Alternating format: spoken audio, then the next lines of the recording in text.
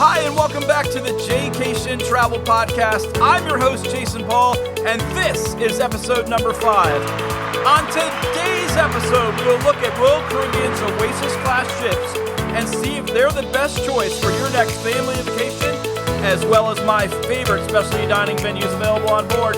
So let's get to it. First off, let's catch everyone up. The Oasis-class ships are the largest cruise ships in the world. This class of ships currently contains the Oasis of the Seas, the original, the Allure of the Seas, the Harmony of the Seas, the Symphony of the Seas, and the new Wonder of the Seas, which is ongoing sea trials as we speak. This will be sailing out of Shanghai in 2022. All of these ships are longer than 3 football fields put end to end and almost as wide as a football field. They carry around 5,500 guests with double occupancy and can max out at 6,700 total guests. They also have 2,115 crew members on board and are all around 226,000 gross registered tons. With 18 stories, these ships are like small cities unto themselves. However, don't let the size of these ships scare you, as they are so well designed that it never will seem crowded. Royal Caribbean really shines as one of the best cruise lines for family vacations, and it shows when you walk on board. One of the first ways they do this is by having 7 distinct neighborhoods throughout the ships. Starting with the first one, Central Park, where they actually have beautiful living flowers and trees, a bar, and great restaurants. As for instance, like Chops Grill. Everybody's heard of Chops Grill. If you've heard of Royal Caribbean, that's their famous steakhouse. That's going to be in Central Park. They also have Boardwalk. These were the first cruise ships in the world to ever put a carousel on board. So they're going to have an ice cream shop, a carousel, an aqua theater, 2 rock climbing walls, restaurants, a bar, of course, and shops, as well as the end of the Ultimate Abyss, which is their dry water slide that starts up on deck, I believe it's 15, and ends on the boardwalk. The Royal Promenade, that's the deck you come in when you board the ship. This is the main thoroughfare of the ship with restaurants, bars, entertainments. That's where they do their parades. They also have shops. They have the Starbucks there and lots of other things going on. So that's a great place. It's kind of the common place of the ship there. They also have pool and sports zones. They have multiple pools there, obviously. They have whirlpools. They're going to have water slides. They're going to have the flow riders, and I said plural. They're going to have 2 of those. A basketball court, a mini golf area. They're going to have ping pong. They have a running track. It's part of the sports zone as well on deck 5. Self-serve ice cream, restaurants, and of course, bars. They also have the Vitality at Sea Spa and a fitness center. There's various spa and hair treatments, as well as a full fitness center and a smoothie bar there. We've kind of talked about that on some other shows. Entertainment place. That's the next neighborhood. It's going to have full-size theater. It's going to have the comedy club. It's going to have your musical clubs. It's going to have an ice rink, a casino, and of course, bars. They also have the youth zone, which is home of all the youth clubs available on board, and they're all for various age groups. Trust me, these ships are so big and have so much to offer that you surprisingly don't have any real congestion to deal with. I mean, they just space it out so well because there's so much to do at all different areas of the ship. Don't get me wrong, you'll see people around the ship, but you'll always be able to find an area to sit, even around the pool, and be able to enjoy everything that the ships have to offer.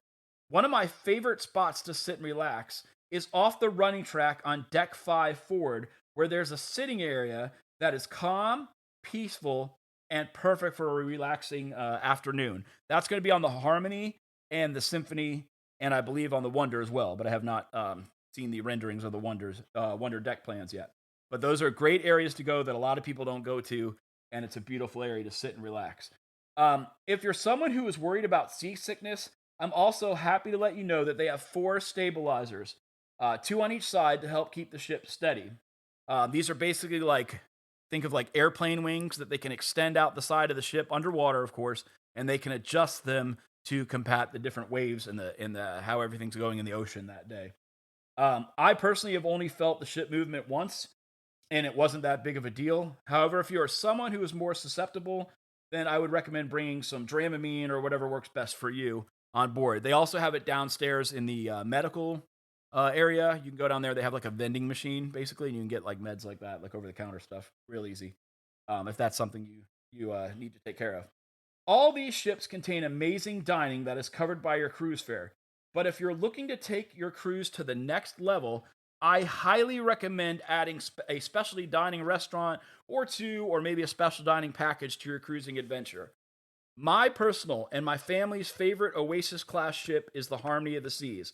With all the entertainment on board, including the musical Grease, the ice shows, the flow rider, mini golf, comedy club, the pools, the water slides, the ultimate abyss, and the casino, it really has something to offer for everyone. And the specialty dining on board is also amazing. The specialty dining is basically food that goes above and beyond in service and quality on Royal Caribbean ships, and there's a cover charge to get in there. It's anywhere from $50 to, I'd say, $25 to $50. But like I said, if you buy it through your pre-cruise planner, you can actually get it as low as like 20 or 25 a person. And it's well worth it when you get in there. You'll understand once you go to one of these. But either way, like I said, it's well worth the price, even if you have to pay the full cover. You're on vacation, splurge a little bit if you have the means to do so. My favorite specialty restaurants are, first place, I'd give it to the Wonderland. It's an Alice in Wonderland themed restaurant where really nothing is what it seems. And it's kind of hard to explain it to you without going into great detail and ruining some things for you. But you can watch videos about it on YouTube and see pictures online. It's really amazing. Some of my favorite dishes there and my family's favorite dishes were the crispy crab cones, sashimi of red and white tuna, liquid lobster, terror beef, and Berkshire pork belly. All amazing at that restaurant. Second place for me and my family, came in at Chops Grill. It's an amazing steakhouse. They're going to have colossal shrimp cocktails, a wild mushroom soup that is amazing. Of course, they have the best filet mignon I've ever had, grilled salmon, and an amazing bacon strip. I don't remember what it's called, but that was my daughter's favorite. So it's basically like a big, thick piece of bacon, and it's just amazing. They also have Gruyere cheese tater tots. They're about the size of a child's fist. So I know the first time we went on a cruise, well, it was me and my wife, and we went to one of these the Chops Grill for a specialty dining experience. And you can get as many as you want of these things when you order stuff at any of the restaurants on board. You can, if you want 2 or 3 helpings, you can get 2 or 3 helpings. So we got 2 servings of the tater tots because figuring they were normal human-sized tater tots. They're not, like I said, they're about the size of a child's fist. So just get the one, and if you want more, they'll bring you more later. We learned that kind of the first time there. Third place for us came in at the 150 Central Park, which is a New York-style upscale restaurant. We really like the slow-roasted butternut squash soup, lobster nochi, the pan-roasted sea scallops, the lamb duo, the dry-aged ribeye, and the famous Central Park martini. That drink was actually really, really good, and as far as I know, you can only get it in Central Park. They used to also have an amazing salt pairing tasting that kind of displayed the different flavors of salt and how it can add to a dish, which I didn't understand until I tried it. They used to bring out they had like a Hawaiian salt that had like part of the volcanic ash in it and that flavor, and they had like one that was spicy salt. It was like really good, and they used to have that where you could try that as part of your meal on rolls with like unsalted butter, and you put a little bit of salt in. You could really taste how that would accent different foods you were trying to make back home. So that's it. If you're looking for an incredible family cruise, you can't go wrong with an Oasis-class cruise ship from Royal Caribbean for your perfect family vacation with everyone in mind. Thanks again for listening to the podcast this week. Please don't forget to subscribe and leave a 5-star review. If you'd like to support the show or pick up a sticker, we have multiple links below for everything you could possibly need. Also, if you have any questions or comments on the show or show ideas, please send them directly to podcast@jcation.com. Again, that's podcast@j-cation.com. And if you'd like us to help you book your next amazing cruise, resort, hotel, Disney, or Universal Studios vacation, feel free to reach out at jason@jcation.com. Again, that's jason@jcation.com. For all your travel needs, we would love to help you make an amazing next vacation.